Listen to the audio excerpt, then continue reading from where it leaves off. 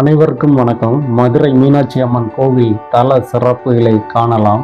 இது போன்று மேலும் பல ஆன்மீக தகவல்கள் பலவற்றை அறிய எங்களது சேனலை சப்ஸ்கிரைப் செய்து தொடர்ந்து இணைந்திருங்கள். இந்த காணொலியினை தங்களது நண்பர்கள், தோழர்கள், உறவினர்கள் அனைவருக்கும் பகிர்ந்து பயன்பெறுமாறு அன்புடன் கேட்டுக்கொள்கிறேன். மேலும் உங்களுடைய கமெண்ட்ஸ் மற்றும் பகிர்வும் சப்ஸ்கிரைபும் எங்களுக்கு மென்மேலும் ஆக்கத்தையும் ஊக்கத்தையும் மகிழ்ச்சியும் தரும். மேலும் இது போன்ற ஆன்மீக தகவல்கள், வரலாற்று சிறப்பு மிக்க தகவல்களை பகிர்வதில் பெருமை அடைகிறோம். தென்னாட்டுடைய சிவனே போற்றி, எந்நாட்டவர்க்கும் இறைவா போற்றி என நமது தமிழ் மக்களின் கொள்கையாகும். மேல் கூறப்பட்ட வரிகளில் நமது நாட்டின் தென் பகுதியில் வாழ்ந்தவர்களின் இறைவன் சிவபெருமான் என உறுதியாகிறது.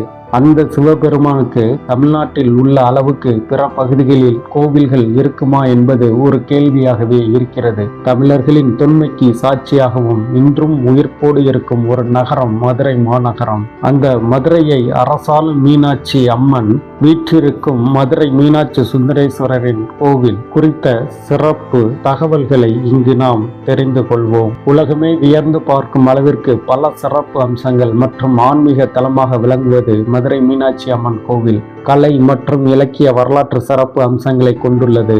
மதுரை மீனாட்சி அம்மன் கோவிலின் கட்டிடக்கலை மற்றும் கலாச்சாரம் பாரம்பரியத்தின் உருவமாக திகழ்கிறது. ஆண்டுதோறும் பல லட்சக்கணக்கான பக்தர்கள் மற்றும் சுற்றுலா பயணிகள், வரலாற்று ஆர்வலர்கள் மதுரை மீனாட்சி அம்மன் கோவிலுக்கு வந்து செல்கின்றனர்.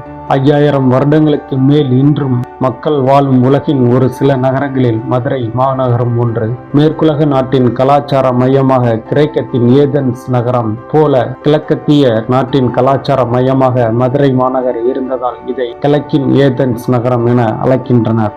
மதுரை நகருக்கு ஆலவாய், நான்மாடக்கூடல் போன்ற பல பெயர்கள் இருக்கின்றன. இந்த மிகச்சிறந்த பெருமையை தருவது மதுரை மீனாட்சி சுந்தரேஸ்வரர் திருக்கோயிலாகும். இக்கோயிலின் இறைவனான சிவபெருமான் சொக்கநாதர், சோமசுந்தரர், மீனாட்சி சுந்தரேஸ்வரர் என அழைக்கப்படுகிறார். அம்பாள் மீனாட்சி அங்கேயர்கண்ணி என அழைக்கப்படுகிறார். பார்வதி தேவியின் 51 சக்தி பீடங்களில் ஒன்றானது இக்கோவில். கடம்ப மரங்கள் ஒரு காலத்தில் இங்கு அதிகம் காணப்பட்டதால் மதுரைக்கு கடம்ப வனம் என்கிற ஒரு பெயரும் உண்டு. மதுரை மீனாட்சி அம்மன் கோவிலின் தல விருட்சமாக கடம்ப மரமே இருக்கின்றது. இக்கோயில் இருக்கும் மதுரை மாநகரம் முற்காலம் முதலே பாண்டிய மன்னர்களின் தலைநகரமாக இருந்து வருகிறது. புராணங்களின்படி குழந்தை பேரில்லாமல் தவித்து வந்த மலையத்துவஜ பாண்டிய மன்னனுக்கு அந்த பார்வதி தேவியை மகளாக பிறந்தாள். அக்குழந்தைக்கு தடாதகை என பெயர் சூட்டி வளர்த்து வந்தார் மலையத்துவஜ பாண்டியன். தடாதகை மங்கையாக வளரும் காலத்தில் போர்க்கலைகளை கற்று பல்வேறு நாடுகளின் மீது போர் தொடுத்து அவற்றை வென்றெடுத்தாள். கைலாயத்தில் இருக்கும் சிவபெருமானிடம்